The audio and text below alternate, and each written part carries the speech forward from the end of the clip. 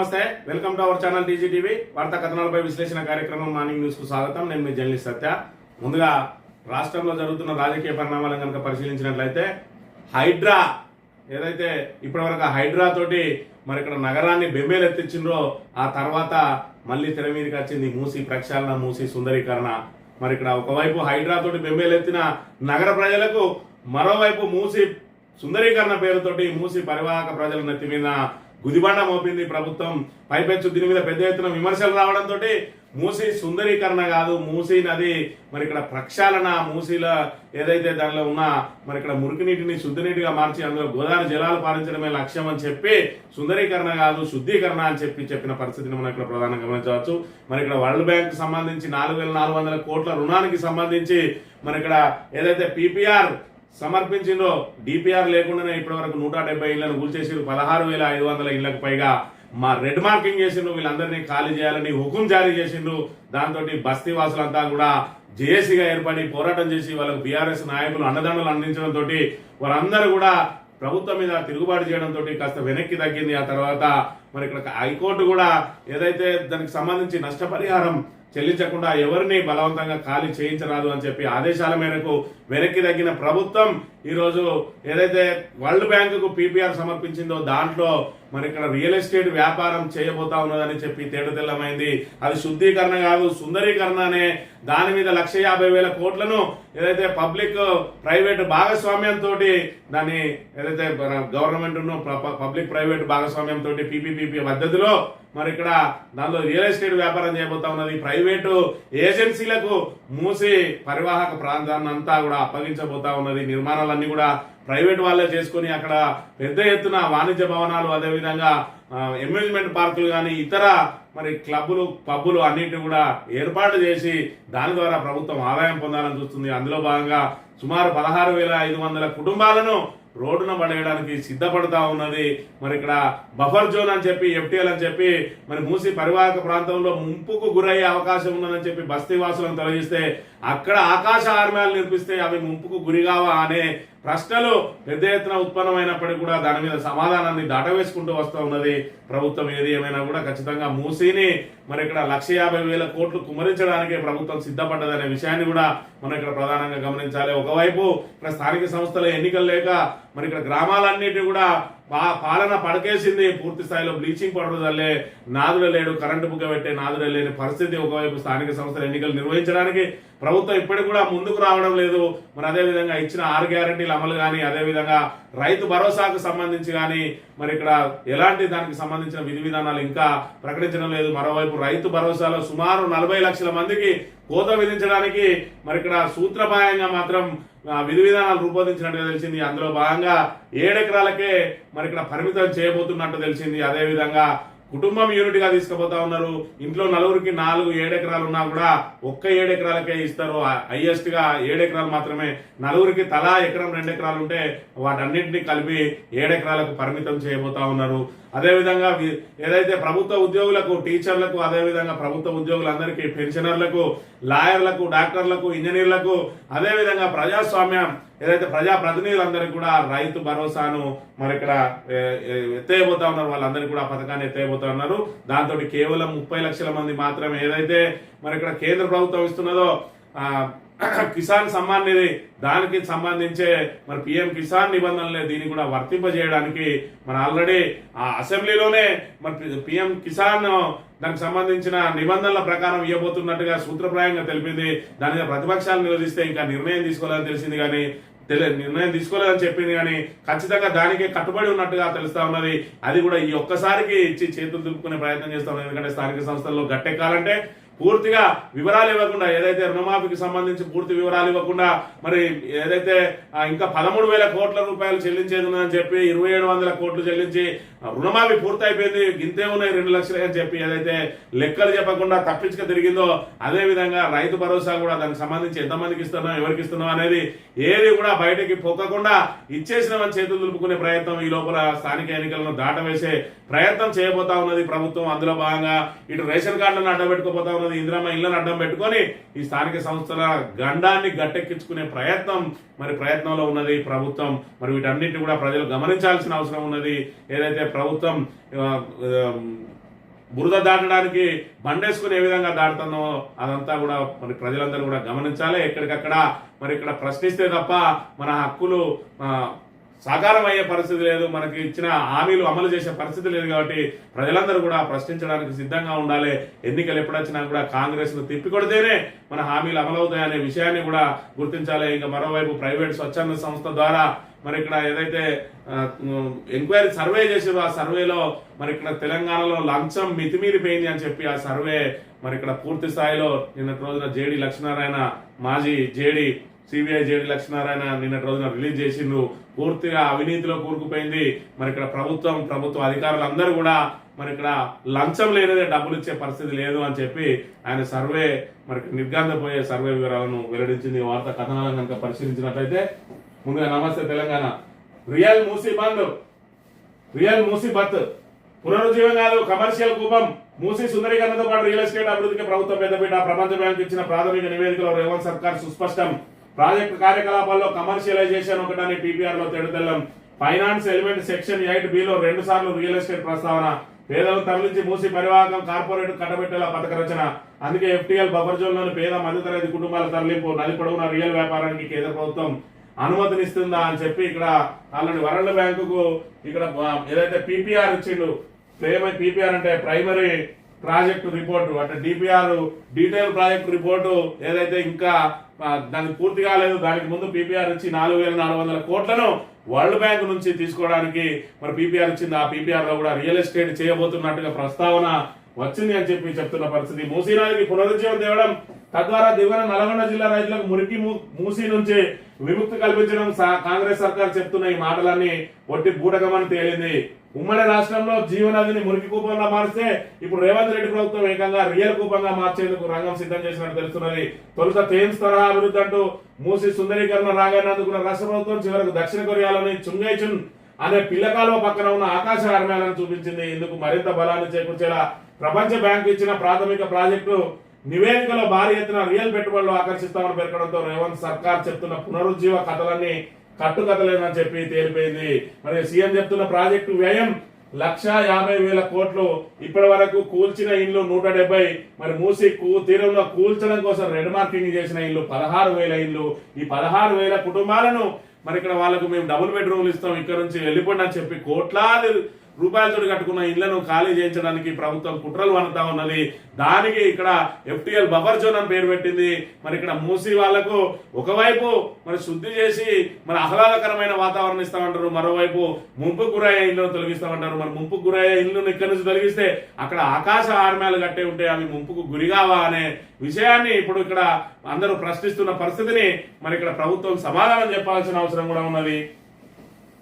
ఇది మూసీకి సంబంధించిన కథ. అదిలైతే ఏదైతే సర్వశిక్ష అభయవాన్ మరి ఉద్యోగులు ఎవరైతే ఉన్నారో వీళ్ళందరూ కూడా స్ట్రైక్ చేస్తా ఉన్నారు. గత 15-16 రోజుల నుంచి స్ట్రైక్ చేస్తా ఉంటే నిన్నటి రోజున మెదక్కు మరి ఇక్కడ చర్చి సందర్శనకు వచ్చిన ముఖ్యమంత్రి కోసం మొత్తం నిర్బంధాన్ని విధించిండ్రు. వీళ్ళు చేస్తున్న నిరాహార దీక్ష శిబిరాన్ని అక్కడి నుంచి తొలగించి అందరిని తీసుకొచ్చి పోలీస్ స్టేషన్ లో అరెస్ట్ చేయడంతో నిర్బంధించడంతో వాళ్ళందరూ పోలీస్ స్టేషన్ లోనే నిరసన తెలియజేస్తున్న అంశాన్ని కూడా మనం ఇక్కడ ప్రధానంగా గమనించాలి. వీళ్లకు ఛాయ్ తాగినంత సేపట్ల మీ సమస్యను పరిష్కరిస్తా అన్నాడు.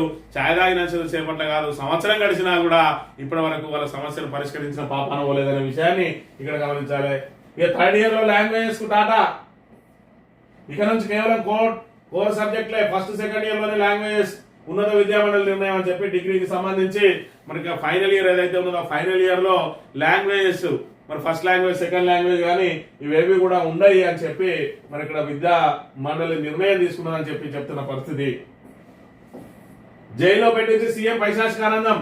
లగచర్ల ఘటనలో నాపై తప్పుడు కేసు, వారెంట్ లేకుండానే అరెస్ట్ చేశారు. తప్పు చేయకుండా 37 రోజులు జైలు.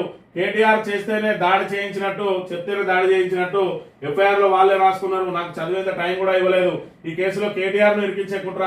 ప్రజల కోసం పోరాడుతున్న కేటీఆర్ ను జైలుకు పంపాలన్నది రేవంత్ ఆలోచన. మాజీ ఎమ్మెల్యే పట్నం నరేందర్ రెడ్డి ఏదైతే జైలు నుంచి విడుదలైందో, ఏదైతే లగచర్ల రైతుల కోసం పోరాటం చేస్తే తప్పుడు కేసులో ఇరికించి ఆయనను 37 రోజుల పాటు మరి ఇక్కడ జైల్లో ఉంచిన చరిత్ర ఈ రోజు మరి ఇక్కడ రేవంత్ రెడ్డి ప్రభుత్వానికే దక్కుతుందనే విషయాన్ని ఇక్కడ ప్రధానంగా గమనించాలి. జైళ్లకు మేము వెనుకాడేది లేదు. ఖచ్చితంగా లగచర్ల రైతులకు న్యాయం జరిగే వరకు వాళ్ళ వెంటనే ఉంటా అని చెప్పి నిన్నటి రోజున పట్నం నరేందర్ రెడ్డి ప్రకటించడం జరిగింది. దాంతో పాటు ఏదైతే కేటీఆర్ ను కూడా ఇందులో మరి ఇక్కడ ఇరికించే కుట్ర చేసిరు, మరి నాకు సంబంధం లేకుండా నేను ఇచ్చిన స్టేట్మెంట్ అని చెప్పి తప్పుడు స్టేట్మెంట్ ఇచ్చి కేటీఆర్ పేరును చేర్చే ప్రయత్నం చేసిండు అని చెప్పి నిన్నటి రోజున ఆయన కుండ బద్దలు కొట్టిన పరిస్థితిని కూడా ఇక్కడ చూడవచ్చు. ఇక్కడ జేడీ లక్ష్మీనారాయణ సిబిఐ మాజీ జేడీ మరి ఇక్కడ ఒక నివేదిక విడుదల చేసినట యూత్ ఫర్ యాంటీ కరప్షన్ అని చెప్పి తెలంగాణలో సర్వే నిర్వహించింది. ఆ సర్వేలో విస్తు గొలిపే విషయాలన్నీ కూడా బయటపడ్డాయి. ఇక్కడ చూసుకుంటే ఏ పనికైనా లంచమే.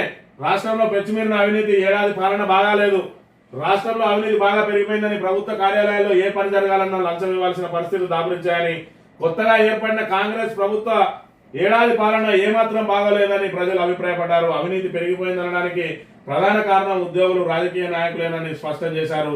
తాము ఓటేసిన నాయకుల వద్దకు సమస్యలు పరిష్కరించాలనిపోతే కలవడం లేదని, వారి కోసం చెప్పులు అరిగేలా తిరగాల్సి వస్తుందని వాపోయారు. రాష్ట్రంలోని ప్రభుత్వ కార్యాలయాల్లో అవినీతిపై యూత్ ఫర్ యాంటీ కరప్షన్ సంస్థ నిర్వహించిన ప్రజాభిప్రాయ సేకరణ సర్వే రిపోర్టును సిబిఐ మాజీ జేడీ లక్ష్మీనారాయణ బుధవారం విడుదల చేశారు. రాష్ట్ర వ్యాప్తంగా వివిధ వర్గాలకు చెందిన 1,43,456 మంది 19 నుంచి 60 ఏళ్ల రైతులు, ఉద్యోగులు, మహిళలు, పురుషుల నుంచి అభిప్రాయాలు సేకరించిన రిపోర్టును మరి ఇక్కడ ఏదైతే యాంటీ కరప్షన్ సంస్థ ప్రచురించింది. రాష్ట్రంలోని అన్ని ఉమ్మడి జిల్లాల్లో అవినీతిపై అధికారులు, నాయకుల పనితీరుపై ఆ సంస్థ వాలంటీర్లు ఆన్లైన్లో, ఆఫ్లైన్లో, గ్రామం, పట్టణం, నగరాల వారీగా అన్ని వర్గాల ప్రజల నుంచి సేకరించిన అభిప్రాయాలతోటి రిపోర్టు తయారు చేసిండు. మరి రిపోర్టు మనకు చూసుకున్నట్టయితే రాష్ట్రంలో అవినీతి ఉన్నదా అంటే 76% మంది పెద్ద ఎత్తున ఈ సంవత్సరం నుంచి అవినీతి నెలకొని ఉన్నది అని చెప్పి 76% మంది చెప్తే, ఇంకా సాధారణంగా కూడా ఉన్నది అని చెప్పి 14 మంది, అంటే ఓవరాల్ గా 90% మంది అవినీతి ఉన్నది అని చెప్పి చెప్తున్న పరిస్థితి. లంచం ఇవ్వకపోతే పనులు కావడం లేదా అంటే మరి కావడం లేదని 48% మంది అధికారులు ఇబ్బంది పెడుతున్నారని 29% మంది చెప్తున్న పరిస్థితి. లంచం ఏ విధంగా ఇస్తారంటే డబ్బు రూపంలో అని 64% మంది, వస్తు రూపంలో అని చెప్పి 34% మంది చెప్తున్న పరిస్థితి. మీ ప్రాంతంలో నిజాయితీ అధికారులు ఉన్నారా అంటే లేరని 63% మంది, ఉన్నారని 20% మంది.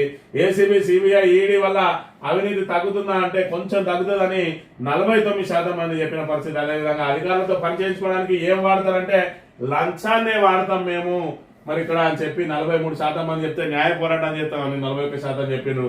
అవినీతికి ప్రధాన కారణం ఎవరంటే ఉద్యోగులు, నాయకులే అవినీతికి కారణం అని 65% మంది చెప్పిండ్రు. ప్రభుత్వ కార్యాలయాల్లో అధికారులు కనీస మర్యాద ఇస్తా ఉన్నారు అంటే అస్సలుగా ఇస్తలేరని చెప్పి, పట్టించుకోవడం లేదని చెప్పి 64% మంది, దురుసుగా ప్రవర్తిస్తున్నారని 16% మంది చెప్తున్న పరిస్థితి. మొత్తంగా 80% మంది ప్రభుత్వ కార్యాలయాల్లో అధికారులు కనీస మర్యాద కూడా ఇయ్యరు అని చెప్పి గోడు వెళ్ళవస్తున్న పరిస్థితి.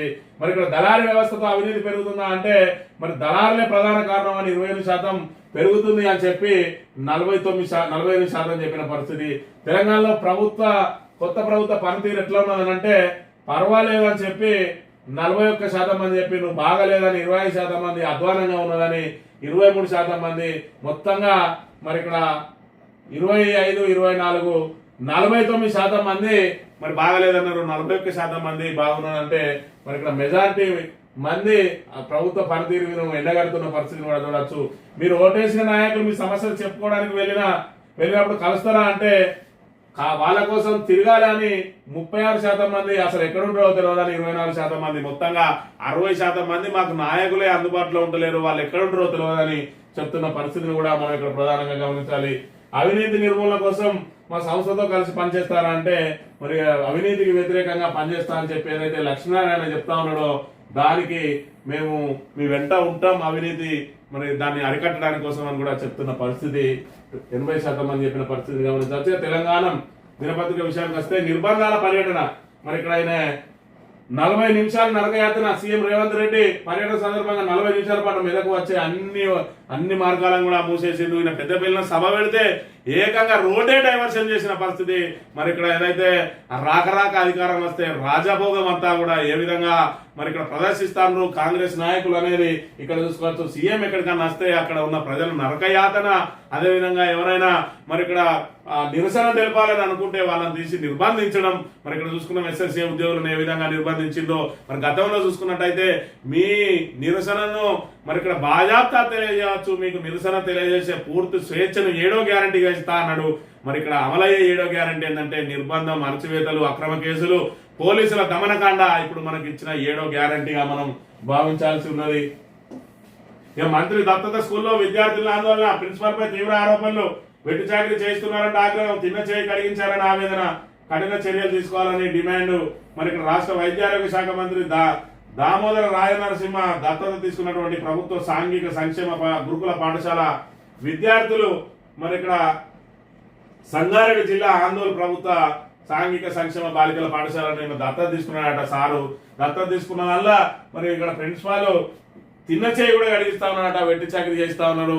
దత్తత ఏదైతే ఒక సాక్షాత్తు రాష్ట్ర మంత్రి వైద్యారోగ్య శాఖ మంత్రి దత్తత తీసుకున్న ప్రభుత్వ పాఠశాలనే మరి ఇక్కడ ఈ తీరులో అధ్వానంగా నిర్వహణ ఉంటే ఇంకా మిగతా పాఠశాలల పరిస్థితి ఏంటి మనం నిత్యం చూస్తూనే ఉన్నాం. నిత్యం విషాహారం తినడం, విద్యార్థులు మరి ఇక్కడ అస్వస్థత కావడం, మరి ఇక్కడ నిత్యం పాము కాట్లకు గురి కావడం, అదేవిధంగా కరెంటు శాఖలకు గురి కావడం, అనేక సమస్యలతోటి మరి నానా ఇబ్బందులు పడమే కాకుండా విద్యార్థులు సుమారు 50 మంది అనంత లోకాలకు వెళ్ళిన పరిస్థితిని కూడా, మృత్యువాత పడ్డ పరిస్థితిని కూడా మనం ఇక్కడ ప్రధానంగా గమనించాలి. ఇక మోసాల సర్కార్ మహిళలను నమ్మించి మోసం చేసింది, రైతు బంధు పెట్టి రైతులను ముంచింది, సర్కారుకు ప్రజలు బుద్ధి చెప్తారు, మెదక్ చర్చిని సందర్శించిన ఎమ్మెల్సీ కవిత అని చెప్పి మరి సర్కార్ యొక్క మోసాల సర్కారు మరి ఇక్కడ మహిళలను, అన్ని వర్గాలను, మహిళలను, విద్యార్థులను, ఉద్యోగులను, నిరుద్యోగులను, రైతులను, సబ్బండ వర్గాలను మోసం చేసి అధికారంలో చేపట్టి అందరికీ మొండి చేయి చూపించిన పరిస్థితి మనం ఇక్కడ ప్రధానంగా గమనించాలిగా. ఇది ఉద్యోగుల నిర్బంధం ఏ విధంగా ఉన్నది, అదేవిధంగా చర్చిలోకి వెళ్లకుండా ఏ రకంగా చేసిరు. సార్ వస్తే మరి సార్ వచ్చారే అన్నట్టు సార్ వస్తే మొత్తం ఎక్కడి దారులు అక్కడ బంధు, సారు రాజభోగం అనుభవించుకుంటూ రావాలి, మళ్ళా సారుకు ఎలాంటి అడ్డంకులు లేకుండా వెళ్ళిపోవాలి. మరి జనం అక్కడ ఎన్ని నరకయాతన పడ్డా కూడా సార్కు సంబంధం లేదు. మరి ఇక్కడ రేవంత్ సార్కు అంబేద్కర్ విగ్రహం దగ్గరికి వెళ్ళిన పాపాన పోలేదు, సందర్శకులను సైతం వెళ్ళనివ్వడం లేదు. సీఎం రేవంత్ తాళాలు వేశారు. అంబేద్కర్ గురించి మాట్లాడే అర్హత కాంగ్రెస్ కు లేదు. అల్లు అర్జున్ ఎపిసోడ్ పై అనుమానాలున్నాయి. మీడియాలో చిట్ చాట్ లో కేంద్ర మంత్రి బండి సంజయ్ రాజ్యాంగ నిర్మాత డాక్టర్ బిఆర్ అంబేద్కర్ గురించి మాట్లాడే కనీస అర్హత కాంగ్రెస్ పార్టీకి లేదని హోంశాఖ సహాయ మంత్రి బండి సంజయ్ విమర్శించారు. హైదరాబాద్ మహానగరంలో ఎత్తైన అంబేద్కర్ విగ్రహం ఉన్న సీఎం రేవంత్ రెడ్డి ఒక్కసారి కూడా అక్కడికి వెళ్లిన పాపాన పోలేదని, ఎన్టీఆర్ మార్గులో ఉన్న అంబేద్కర్ విగ్రహానికి తాళాలు వేశారని, ఆయన చరిత్ర నిక్షిప్తమై ఉన్న గదుల్లో సందర్శకులు సైతం వెళ్ళనివ్వడం లేదని కామెంట్ చేసిండు. మరి ఇక్కడ బండి సంజయ్ ఏదైతే RS brothers Revanth Reddy and Sanjay brothers కు మరి కోపం వచ్చింది. ఏమయ్యా ఇంకా నువ్వు చెట్టా పట్టాలు వేసుకునే తిరుగుతావా? ఇక్కడ కాంగ్రెస్ వాడు మరి మన మీద అంబేద్కర్ దానికి సంబంధించి అంబేద్కర్ కు మనం వ్యతిరేకం అన్నట్టుగా వాళ్ళు చేస్తా ఉంటే నువ్వేం చేస్తాను అన్నట్టున్నారు. దాంతో మరి ఇక్కడ సంజయ్ అన్న కోపం వచ్చి మరి ఏదైతే ఆయన బ్రదర్ ఏదైతే కవల పిల్లలాగా మెదిలే ఆర్ఎస్ బ్రదర్స్ మీద మరి ఇక్కడ సంజయ్ బ్రదరు రేవంత్ బ్రదర్ మీద నిన్నటి రోజున విమర్శలు చేసిండు. మరి ఇక్కడ ఏదైతే అతిపెద్ద ఎత్తైన విగ్రహం ఉన్నది అంబేద్కర్ విగ్రహం, అక్కడికి ఒక్కసారన్నా పోయి నివాళులు అర్పించినవా? కనీసం సందర్శకులను పోలిస్తా ఉన్నావా? పోనీ అక్కడ లోపల నిక్షిప్తమై ఉన్నది అంబేద్కర్ చరిత్ర, దాన్ని తెలుసుకోనియకుండా అడ్డుకుంటున్నావు కదా. నీకు అంబేద్కర్ గురించి మాట్లాడే అర్హత ఎక్కడిది? కాంగ్రెస్ అంబేద్కర్ గురించి మాట్లాడే అర్హత ఎక్కడని చెప్పి పాపం నిన్నటి రోజున విరుచుకపడ్డాడు. మరి ఎంత మదన పడుకుంటా విరుచుకపడ్డాడు. కానీ మొత్తానికైతే మరి అసలు విషయాన్ని బయటపెట్టిండు. అది టీఆర్ఎస్ కట్టిందని చెప్పి మరి నువ్వు అక్కడికి పోతలేవు. అసలు టీఆర్ఎస్ కాదు, అది ప్రభుత్వ ధనంతో కట్టింది. మరి నువ్వు ఇవాళ ఏదైతే సచివాలయంలో కూర్చుంటున్నావో అది కూడా మరి టీఆర్ఎస్ కట్టింది. అందులో ఉండి రాజభోగాలు అనుభవిస్తావు, కానీ అంబేద్కర్ కు మాత్రం అవమానం చేస్తా ఉన్నావు. ఇది కాంగ్రెస్ చరిత్ర, ఇది కాంగ్రెస్ విధానం అని చెప్పి ఆయన నిన్న ఎండగట్టిన విషయాన్ని అయితే మనం ప్రధానంగా గమనించాలి. అధికారిక కార్యక్రమాల్లో తిరుపతి రెడ్డి కొడంగల్లో సీఎం సోదరుడికి పెద్దపీట, నేడు పలు భవనాలకు భూమి పూజ ఏ హోదాలో చేస్తున్నారంటూ విపక్షాలు మరి నవ్విపోదురు కాక మాకేటి సిగ్గు అని చెప్పి మీరు ఎన్నన్ను అనుకోండి, మేము ఈ విధంగానే చేస్తాం, ఖచ్చితంగా మాకు అధికారం మేము మా ఇష్టం ఉన్నట్టు దుర్వినియోగం చేస్తాం. ముఖ్యమంత్రి అన్న అంటే మరి రెండో ముఖ్యమంత్రితో సమానం. కొడంగల్కు ఆయనే ముఖ్యమంత్రి, ఆయనే మంత్రి, ఆయనే ఎమ్మెల్యే, ఆయనతోటే మేము అధికారిక కార్యక్రమాలు నిర్వహిస్తామని చెప్పి అధికారులు నిస్సిగ్గుగా మరి ఇక్కడ వ్యవహరిస్తున్న తీరును కూడా మనం ఇక్కడ గమనించాలి. సాక్షి దినపత్రిక విషయానికి వస్తే సాగు రైతులకే భరోసా, Rythu Bharosa పథకంపై cabinet sub committee మార్గదర్శకాలు సిద్ధం, పెట్టుబడి సాయం కోసం 7 ఎకరాల సీలింగ్ విధించే అవకాశం, ఒకే కుటుంబంలో ఎంత పేరిట ఎంత భూమి ఉన్నా మొత్తంగా 7 ఎకరాలకే పెట్టుబడి సాయం. ఇప్పుడు ఇంత 5,000 నేను వస్తున్నా డిసెంబర్ 3 తారీఖు తర్వాత మరి డిసెంబర్ 9వ తేదీన మేము ప్రమాణ స్వీకారం చేయబోతున్నాం, మరి అప్పుడు తీసుకుంటే మీకు 7,500 అన్నాడు. మరి రేవంత్ అన్న 10,000 ఎట్లా ఇస్తారయా, రైతులు అన్న బుచ్చగాల మేమంతా 15,000 ఇస్తామన్నాడు. మరి ఆశకు అద్దుండాలి. ఇక్కడ పెట్టుబడి సాయం అనేది దేశంలో ఎక్కడా లేదు. మరి ఇక్కడ కేసీఆర్ అద్భుతమైన పథకాన్ని ప్రవేశపెట్టి ఈరోజు రైతులకు చేయూత అందించి రైతులకు నాణ్యమైన విత్తనాలు, సకాలంలో ఎరువులు, నాణ్యమైన విద్యుత్తు, అదేవిధంగా సాగునీరు అందించి వాళ్ళు పండించిన ప్రతి గింజను కూడా మరి మద్దతు ధరకు కొనుగోలు చేసి సకాలంలో వాళ్ళకు డబ్బులు ఇచ్చి మరి ఇక్కడ ఏదైతే వ్యవసాయాన్ని మరి పండుగలా మారుస్తే మరి రేవంత్ రెడ్డి రాగానే 10,000కు బదులు 15,000 ఇస్తా అనగానే 5,000కు ఆశపడ్డారు రైతులు. ఇవాళ మొత్తానికి గుండుసున్న పెట్టబోతా ఉన్నాడు రేవంత్ రెడ్డి. మరి ఏదైతే సాగు చేయని వాళ్ళకు కూడా ఇచ్చిందని చెప్పి రాళ్ళకు రప్పలకు ఇప్పించిందని చెప్పి ఈ రోజు ఉన్న రైతులు ఏదైతే సాగు చేస్తా ఉన్నారో ఆ రైతులందరికీ ఎగనామం పెట్టే ప్రయత్నం జరుగుతా ఉన్నది. ఒక ఇంట్లో మరి ఒక కుటుంబంలో మరి 2 కొడుకులు, తండ్రికి ఓ 20 ఎకరాలు కనుక ఉన్నట్టయితే గతంలో ఆ 20 ఎకరాలకు ప్రతి ఒక సంవత్సరం పేరు మీద 2 లక్షల రూపాయలు వచ్చేది. ఈ రోజు చూసుకున్నట్టయితే 15 ఏళ్ళ 105 అంటే ₹1,00,000 మాత్రమే రాబోతా ఉన్నాయి. 7 ఎకరాలకే పరిమితం కాబోతా ఉన్నది. దాంతో మరి ఎన్ని ఎకరాలు ఉన్నా కూడా నీకు 7 ఎకరాలకే ఇస్తారు, అది కూడా సాగు చేస్తూనే ఇస్తారట. దానికి సంబంధించి మరి ఇక్కడ పైన ఏరియల్ సర్వేలు చేస్తారట. అదే విధంగా అధికారులకు ఇయ్యరట, పెన్షనర్లకు ఇయ్యరట, అదే విధంగా ఐటీ కట్టే వాళ్ళకి ఇయ్యరట, అదే విధంగా ప్రజా ప్రతినిధులకు, ఇంజనీర్లకు, లాయర్లకు, డాక్టర్లకు ఎవరికి ఇయ్యరట. ఇంకెవరికి ఇస్తారా అని అంటే స్థానిక సంస్థల ఎలక్షన్లు గట్టెక్కిరాక ఏదో 10 మందికో 15 మందికో ఇచ్చి రుణమాఫీ ఏ విధంగా అయితే సాప చుట్టేసిరో రైతు భరోసా కూడా అదే విధంగా సాప చుట్టబోతా ఉన్నారు. ఆశపడితే గోసపడతాం, మరి ఇక్కడ మోసపోతే గోసపడతామని కేసీఆర్ పదే చెప్పిండు. మరి ఇక్కడ రాష్ట్ర ఆర్థిక పరిస్థితిని బట్టి పథకాలు ప్రకటించాలి. ఇప్పటికే సంక్షేమ పథకాలు తెలంగాణకు గుదిబండగా మారినాయి. వాటన్నిటిని కూడా ఒక క్రమ పద్ధతిలో అమలు చేస్తా ఉన్నాం. దీనికి మించి చేయాలనంటే ఇంకా మనం వివిధ మార్గాలు వెతకాలి. ఆదాయ వనరులు పెంచుకున్న తర్వాత క్రమక్రమంగా పెంచుతామని చెప్పి కేసీఆర్ చెప్పిన మాటలు తెలంగాణ ప్రజలకు రుచించలేదు. ఏదైతే రేవంత్ రెడ్డి చెప్పిండో ఇప్పుడు అంత 2,000 నేను వచ్చినాక 4,000 ఇస్తా అని పెన్షనర్లను, మరి ఇక్కడ మహిళలు మీ అత్త మామకు మరి ఇక్కడ 4,000 పెన్షన్లు వస్తే మీ పరిస్థితి ఏంది? మీకు కూడా 2,500 ఇస్తా. మరి అదే విధంగా మీరు ఏదైతే 1,000-1,100 పెట్టి గ్యాస్ బండ కొంటే నా గుండె ద్రవించిపోతుంది. మీకు 500కి గ్యాస్ బండి ఇస్తా, 200 విద్యుత్ ఫ్రీ ఇస్తా. మరి కళ్యాణ లక్ష్మిలా 1,00,000 ఇస్తే మరి బిడ్డకు బంగారం వద్ద పుస్తలు ఎట్లా కట్టుకుంటారు అని ఇంకో తులం బంగారం ఇస్తా అని చెప్పి అడ్డగోలు హామీలు ఇచ్చి ఇవాళ ప్రజలందరినీ మోసం చేసి ఈ రోజు 10,000 రైతు బంధుని ఏదైతే 15,000 రైతు భరోసా చెప్తానో ఆ రైతు భరోసా ఇప్పుడు పూర్తి స్థాయిలో ఏ విధంగా రూపాంతరం చెందబోతా ఉన్నదో, ఏ రైతులకు ఈ రోజు న్యాయం జరగబోతా ఉన్నదో మీరే ఆలోచన చేసుకొని ఇక వాజ్పేయికి ఘననివ్వాలి. సదైవ్ అటల్ వద్ద నివాళులు అర్పించిన రాష్ట్రపతి ముర్ము, ప్రధాని మోడీ. మరి ఇక్కడ వాజ్పేయి ఏదైతే కాంగ్రెస్ ఇతర ప్రధానులలో మరి ఇక్కడ అదే బీజేపీ ప్రధానిగా మరొక సచ్చీలుడుగా ఒక ఏదైతే భారతదేశాన్ని మరి ఇక్కడ ప్రపంచ చిత్రపటంలో మొట్టమొదటిగా నిలబెట్టిన వ్యక్తిగా వాజ్పేయి ఘనకీర్తి సంపాదించుకున్నాడు. మరి అదే విధంగా శత్రు దేశాలకు కూడా మరి నా సౌమ్యత అనేది నాతో మిత్రత్వం చేసే వాళ్ళకే శత్రు దేశాలకు ఖచ్చితంగా మీ భర్తం అని ప్రోగ్రాం అణుపరీక్షలు జరిపించి ఈ రోజు పాకిస్తాన్ లాంటి దేశాలను ఉత్సవించిన చరిత్ర వాజ్పేయి అని చెప్పి చెప్పక తప్పదు. ఆయనకు భారతదేశం అంతా కూడా ఖచ్చితంగా నివాళులు అర్పించాల్సిన అవసరం కూడా ఉన్నది. ఇళ్ల కేటాయింపులో దళిత, గిరిజన, క్రైస్తవులకు ప్రాధాన్యత. ఫీజు రియంబర్స్మెంట్, ఆరోగ్యశ్రీకి క్రైస్తవ మిషనరీలే స్ఫూర్తి. సీఎం రేవంత్ రెడ్డి రాష్ట్రాన్ని అభివృద్ధి పదంలో నడిపేలా ప్రభు ఆశీర్వదించాలని ఆకాంక్ష. ఆరోగ్యశ్రీకి క్రైస్తవ మిషనరీలే స్ఫూర్తి అట. అసలు ఇక ఫీజు రియంబర్స్మెంట్ పథకం ఈయన ప్రవేశపెట్టిండా, మరి ఆరోగ్యశ్రీ పథకం ఈయన ప్రవేశపెట్టిండా, ఎవరో చేస్తే దాన్ని ఈయనే మరి ఇక్కడ రేవంత్ రెడ్డి రాగానే కొత్త పథకాలు ఆరోగ్యశ్రీ పెట్టిండు, ఫీజు రియంబర్స్మెంట్ పెట్టిండు అన్నట్టుగా బిల్డప్ ఇస్తాడు. ఈయన బిల్డప్ బాబాయ్ మన రేవంత్ అన్న. మరి ఈయన చేసేది లేదు, పిచ్చేది లేదు, కానీ మరి ఇక్కడ ఏది ఉన్నా అది మొత్తంగా దాని మొత్తం క్రెడిట్ అంతా నాకే రావాలి, నేనే దీన్ని మొత్తం ఇవాళ అది మొత్తం ఎక్కడెక్కడ మూసుకుపోయేటి ఇలా రేవంత్ రెడ్డి వచ్చింది కాబట్టి కొనసాగిస్తున్నానంట. అది ఇస్తాడు. ఇవాళ రైతు బంధును ఎగనామం పెడతాడు, రేపో మాపో ఆరోగ్యశ్రీకి ఫీజు రియంబర్స్మెంట్ కూడా ఎగనామం పెట్టబోతాడు. ఇప్పటికే ఫీజు రియంబర్స్మెంట్ ద్వారా అనేక మరి కోట్ల రూపాయలు విద్యా సంస్థలకు మరి అక్కడ బకాయి ఉన్నది. దాంతో వాళ్ళు సర్టిఫికెట్లు ఇవ్వని పరిస్థితి, ఏదైతే పాస్ అవుట్స్ ఉన్నారో వాళ్ళకు సర్టిఫికెట్లు కూడా ఇవ్వని పరిస్థితి ఉన్నది. ఇక నేడు సీఎంతో సినీ ప్రముఖుల భేటీ. రేవంత్ కుటుంబానికి పుష్ప టీం 2 కోట్ల పరిహారం అట. మరి ఇక్కడ అనుకున్నది సాధించబోతా ఉన్నాడు ముఖ్యమంత్రి. ఖచ్చితంగా నేను గెలిచిన తర్వాత నన్ను నచ్చి అభినందించరా. మరి ఇక్కడ సినీ పరిశ్రమ మరి ఇక్కడ నేను ఏదైతే బెనిఫిట్ షో ఇచ్చినా కూడా నా పేరు చెప్పడా అల్లు అర్జున్ అని చెప్పి మరి ఆయన ఏ విధంగా అయితే కక్ష సాధింపులకు పాల్పడ్డాడో ఫిల్మ్ ఇండస్ట్రీ ఇక మరి కలవక తప్పని పరిస్థితి ఒకసారి కలిసేద్దాంపా అని ఈరోజు భేటీ కాబోతా ఉన్నారట. తెలుగు మాధ్యమంలో చెప్పేది ఎవరు? మాతృభాషలో ఉన్నత విద్య బోధించాలన్న కేంద్రం సిఫార్సులపై రాష్ట్ర విద్యాశాఖ తర్జన భర్జన. రాష్ట్రంలో తగ్గుతున్న తెలుగు మీడియం ఉన్న విద్యార్థులకు బోధన అంతంత మాత్రమే. విద్యార్థులు ఉపాధ్యాయుల చూపు ఇంగ్లీష్ మీడియం వైపే. తెలుగు మాధ్యమంలో చదువుకునే వారు 7% లోపే. తెలుగు మాధ్యమంలో చెప్పేది ఎవరు? మాతృభాషలో ఉన్నత విద్య బోధించాలన్న కేంద్రం సిఫార్సులపై రాష్ట్ర విద్యాశాఖ తర్జన భర్జన అని చెప్పి అందరూ కూడా మరి ఇంగ్లీష్ వైపు వెళ్తా ఉన్నారు. ఇంగ్లీష్ మీడియం వైపు. ఇంగ్లీష్ మీడియం అనేది అవసరమే.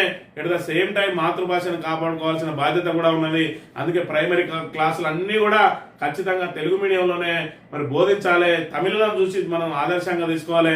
తమిళలో ఖచ్చితంగా వాళ్ళు ప్రాంతీయంగా వాళ్ళ భాషను వాళ్ళ మాతృభాషను కాపాడుకుంటారు. వాళ్ళు ఎంత ఉన్నత చదువులకు పోయినా కూడా మాతృభాషను మాత్రం ఖచ్చితంగా సబ్జెక్ట్ గా ఉంటున్న పరిస్థితిని మనం ఇక్కడ అందరం కూడా ఆకలింపు చేసుకోవాలి. ఖచ్చితంగా మాతృభాషను కాపాడుకోవాలి. అసలే తెలుగు అనేది దేశ భాషలందు తెలుగు లెస్స అన్నారు. మరి ఆ తెలుగును మరి దాన్ని రాబోయే రోజుల్లో కనుమరుగు కాబోతా ఉన్నది. దాన్ని కాపాడుకోవాల్సిన బాధ్యత తల్లిదండ్రులతో పాటు తెలంగాణ తెలుగు ప్రజలందరూ ఉమ్మడి తెలుగు ప్రజలందరి మీద ఉన్నది. ఆంధ్రజ్యోతి విషయానికి వస్తే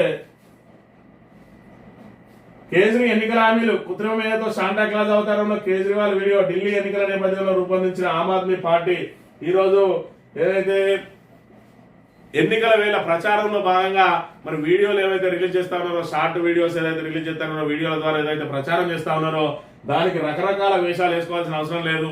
ఖాళీ ముఖం కలిగితే ఏ రూపంలో కావాలంటే ఆ రూపంలో ఏఐ తయారు చేసి ఇవ్వబోతున్నది. అందులో భాగంగా శాంటారాం క్లాస్ వేషంలో శాంటా క్లాస్ వేషంలో ఈరోజు మరి ఇక్కడ ఏదైతే క్రిస్మస్ ను ఉద్దేశించి క్రిస్మస్ పండుగ సందర్భంగా ఆయన శాంటా క్లాజ్ వేషంలో మరి ఇక్కడ ఎన్నికల హామీలు ఇచ్చిన పరిస్థితిని ఇక్కడ చూడాలి అరవింద్ కేజ్రీవాల్.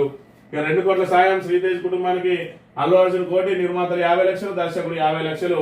మొత్తానికైతే మరి ఇక్కడ వాళ్ళ కుటుంబంలో ఒక పెద్ద దిక్కును కోల్పోయిన మరి ఆ పిల్లగాన్ని మరి ఖచ్చితంగా ఆయన కోలుకునే విధంగా వెంట ఉంటున్న సినీ కుటుంబం సినీ పరిశ్రమ ఆయన కుటుంబానికి కూడా నష్టపరిహారంగా 2 కోట్లు అందించడం కొంతవరకు ఆ కుటుంబానికి ఊరట లభించే అంశమే. ఇక కర్త కర్మ క్రియ కేటీఆర్ఏ. ఆయన ఆదేశాలతోనే నిధుల మళ్లింపు. సీనియర్ ఐఏఎస్ దానకిషోర్ వాంగ్మూలం. ఫార్ములా ఈ రేస్ కేసులో కీలక పరిణామం. 4 గంటల పాటు ప్రశ్నించిన ఏసీబీ. పలు అంశాలకు సంబంధించి ఆధారాల సేకరణ. అరెస్టు వద్దంటూ ప్రభుత్వానికి అరవింద్ వినతులు. అప్రూవర్ గా మార్చుకునే యోచనలో ఏసీబీ. ఆయన విచారణ తర్వాత కేటీఆర్ కు నోటీసులు. కోర్టు తదుపరి ఉత్తర్వుల అనంతరమే అని చెప్పి ఇక్కడ దానకిషోర్ అట వాంగ్మూలం ఇచ్చినట కర్త కర్మ కేటీఆర్ అని. ఈ ఆంధ్రజ్యోతిడు కేటీఆర్ తప్పు చేసిండు అని చెప్పడానికి దాన్ని ఫ్రేమ్ చేయడానికి మరి ఇక్కడ అవసరం లేని విషయాలను అసలు అందులో తప్పు ఏడ జరిగింది, మరి అది ఆ డబ్బులు కంపెనీకి ముట్టినాయా లేదంటే కేటీఆర్ బినామీ పేరు మీద ఎట్లా పోయినాయా, అవి తిరిగి మళ్ళీ కేటీఆర్ అకౌంట్లకు జమ అయినాయా అని చెప్పి విచారణ చేయాల్సిన ఏసీబీకి ఇక్కడ కర్త కర్మ క్రియ ఈయన చెప్తూనే చేసినాం, ఈయన చెప్తూనే చేసిరు అని చెప్పి పదే ఈయన చెప్పడమే తప్పు అని చెప్పి మరి ఇక్కడ అప్రూవర్ గా మారుతా ఉన్నాడు. ఏదైతే అరవింద్ కుమార్ అని. అసలు అరవింద్ తప్పే లేదని కేటీఆర్ చెప్పిండు. దీనికంతా కర్త కర్మ క్రియ నేనే అని చెప్పిండు. ఇక్కడికి వచ్చి దానకిషోర్ చెప్పాల్సిన అవసరం లేదు, అరవింద్ కుమార్ చెప్పాల్సిన అవసరం లేదు. కర్త కర్మ క్రియ మొత్తం నేనే. ప్రభుత్వంగా నిర్ణయం తీసుకున్నా, మంత్రిగా నిర్ణయం తీసుకున్నా, దాన్ని కొనసాగించాల్సిన బాధ్యత తెలంగాణ ప్రభుత్వం మీద ఉండే మరి కాంగ్రెస్ ప్రభుత్వం దాన్ని కాల రాసింది. ఇవాళ బ్రాండ్ ఇమేజ్ ను దెబ్బతీసింది. ఫార్ములా ఈవెన్ రేస్ అనేది మరి వేరే వాళ్లకు ఎవరికి అవకాశం రాకుండా తెలంగాణకు అవకాశం తీసుకొచ్చి ఈ రోజు భారతదేశంలో తెలంగాణను మరొక వైభవాన్ని చాటినాం. అదేవిధంగా ప్రపంచ దృష్టి అంతా కూడా తెలంగాణ వైపు ఆకర్షించినాం. అదేవిధంగా ఆటోమొబైల్ రంగంలో ఏదైతే ఎలక్ట్రిక్ ఆటోమొబైల్ రంగాన్ని హైదరాబాద్ కేంద్రంగా చేద్దామని అనుకున్నామని చెప్పి బాయాప్తా చెప్పిండు. దానికి ఇక్కడ ఏదైతే ఆంధ్రజ్యోతుడు మరి ఖచ్చితంగా ఏదైతే ఆయన చెప్పడమే తప్పు అని అన్నట్టుగా ఆయన మాటలను పక్కకు జరిపే విధంగా వీళ్ళ ద్వారానే అది వెలుగులోకి వచ్చింది అనే విధంగా అదే తప్పని ఫ్రేమ్ చేసే ప్రయత్నం చేస్తా ఉన్నాడు. నువ్వు ఎన్ని చేసినా ఏం చేసినా అది ప్రభుత్వ పరంగా తీసుకున్న నిర్ణయం. దాని కర్త కర్మ క్రియ ఖచ్చితంగా కేటీఆర్ ఆయననే వెల్లడించిండు. నీలాంటి ఈ తాబేదార్ పత్రికలు ఇక్కడ మరి ఏదన్నా అసలు విషయాన్ని పక్కదో పట్టిస్తే మరి ఇక్కడ తెలంగాణ ప్రజలు ఇంకా మోసపోవడానికి సిద్ధంగా లేరనే విషయాన్ని మన ఇక్కడ ప్రధానంగా గమనించాలి. తుమ్మిడేటికి దిగువన ప్రాణహిత బ్యారేజీ 12 కిలోమీటర్ల దూరంలో బోరేపల్లి వద్ద అనువైన స్థలం ఉన్నట్టుగా గుర్తింపు. ముంపు అటవీ సమస్యలు లేవు. 165 టీఎంసీల నీటి లభ్యత అంచనా. గ్రావిటీతో ఎల్లంపల్లి కలిసే అవకాశం. కొత్తగా ప్రతిపాదనలు ప్రభుత్వ పరిశీలన. ఉన్న కాళేశ్వరం ప్రాజెక్టు వాడుకోవడానికి చేతనైతే లేదు. దీనికి సంబంధించి మరి పూర్తి స్థాయిలో దాన్ని మరమ్మతులు చేసి ఆ మరమ్మతులు దాని కాళేశ్వరాన్ని అందుబాటులోకి తీసుకురావాల్సి ఉండగా కాళేశ్వరం ఉంటే ఎప్పటికైనా బీఆర్ఎస్ కే పేరని చెప్పి దాని మీద కుట్రలు అన్ని అది కూలిపోయిందని చెప్పి దుష్ప్రచారం చేసి ఈరోజు తుమ్మిడిగడ్డ వద్ద ప్రాజెక్టు కడతారట. ఇప్పటికే ప్రభుత్వం మరి ఇక్కడ అప్పుల్లో కూరుకుపోయింది అని అంటే ఉన్నవాటిని 300 కోట్లు పెడితే మరి మరమ్మతు అయ్యేదాన్ని విడిచిపెట్టి మళ్ళా 10,000-15,000 కోట్లు పెట్టి ఈరోజు అక్కడ బ్యారేజీలు కడతామని చెప్పి మరి గప్పాలు కొడుతున్నది కాంగ్రెస్ ప్రభుత్వం అనే విషయాన్ని గమనించాలి. ఇక తక్కువ ధరకే ఇసుక, ఉక్కు, సిమెంట్ ఇందిరమ్మ ఇళ్ల లబ్ధిదారులకు ప్రభుత్వ నిర్ణయం. ఉక్కు, సిమెంట్ ధరలపై కంపెనీలతో చర్చించనున్న రాష్ట్ర సర్కార్ అని చెప్పి మీరు ఇందిరమ్మ ఇల్లు ఇచ్చేదెనడో అది కట్టేదెనడో కానీ దీని మీద ప్రచారానికి మాత్రం రోజుకొక అంశాన్ని తెర మీదకి తీసుకొస్తాను. ఇప్పటికైతే ఇంకా విధి విధానాలు ఖరారు కాలేదు. అదేవిధంగా లబ్ధిదారుల ఎంపిక కూడా పూర్తి స్థాయిలో జరగలేదు. ఈనాడు విషయానికి వస్తే ఒప్పందాల్లో ఉల్లంఘనల గుర్తింపట. ఇక వాడు వీడు కలిసి మరి ఏదైతే ఆంధ్రజ్యోతుడు అదేవిధంగా ఈనాడు ఈ 2 తాబేదారు పత్రికలు మరి అక్కడ సీఎం కార్యాలయం నుంచి ఏమిస్తే వాటిని తీసుకొచ్చి ఇక్కడ ప్రజల లోపల తప్పు జరిగింది, కేటీఆర్ తప్పు చేసిండు అని చెప్పి ఇక్కడ ప్రజలను ఎత్తిన రుద్దే ప్రయత్నం చేస్తా ఉన్న ఈ ఆంధ్ర పత్రికలు, ఈ ఆంధ్ర కుట్రదారులు ఈరోజు తెలంగాణలో విభజన చేసే ప్రయత్నం చేస్తా ఉన్నారు. లేదంటే తెలంగాణ మీద కక్ష తీసుకునే ప్రయత్నం చేస్తున్న పరిస్థితులు కూడా గమనించాలి. దేవాలయంలో ఎప్పటికి పూర్తయ్యానో ఇంకా కొలిక్కిరాని 3వ దశ పనులు అత్యధిక ఆయకట్టు ఉన్నది ఈ దశలోనే అంటే మరి ఇక్కడ ప్రభుత్వం ఈ పెండింగ్ ప్రాజెక్టుల మీద దృష్టి పెడతలేదు. మరి దానికి ఇప్పుడు ఆదాయ మార్గాల మీద దృష్టి పెడుతున్న పరిస్థితిని అయితే మనం ప్రధానంగా గమనించాలి. నేను ముఖ్యమంత్రి సినీ ప్రముఖుల సమావేశం అట. మరి పెంకుటిల్లు ఉన్న వారే ఎక్కువ. సొంత స్థలాలున్న దరఖాస్తుదారులపై పరిశీలన. 39% ముగిసిన ఇందిరమ్మ ఇళ్ల సర్వే సంక్రాంతి పండుగలకు పూర్తయ్యేలా కసరత్తు. మరి ముందు గుడిసెలున్న వాళ్ళకి ఇస్తారట. మరి ఇక్కడ చూసుకున్నట్టయితే ముందర పెంకుటిల్లు ఉన్న వాళ్ళే ఎక్కువ మంది ఉన్నారు అని చెప్పి మరి ఇక్కడ చెప్తున్న నివేదికలో మరి దీనిలో గుడిసెలున్న వాళ్ళకి ఎంతమందికి ఇస్తారు, పెంకుటిల్లు ఉన్న వాళ్ళు ఎంతమందికి ఇస్తారు, అసలు ఇందిరమ్మ ఇల్లు ఇస్తారా లేదంటే ఇది కూడా ఒక ప్రహసనం లాగా చేసి స్థానిక సంస్థలను దాటవేసే ప్రయత్నం అనేది రాబోయే రోజుల్లో తేలనున్నది. ఇది ఈ రోజు మార్నింగ్ న్యూస్. తిరిగి రేపు వెళ్తాం. Thank you very much.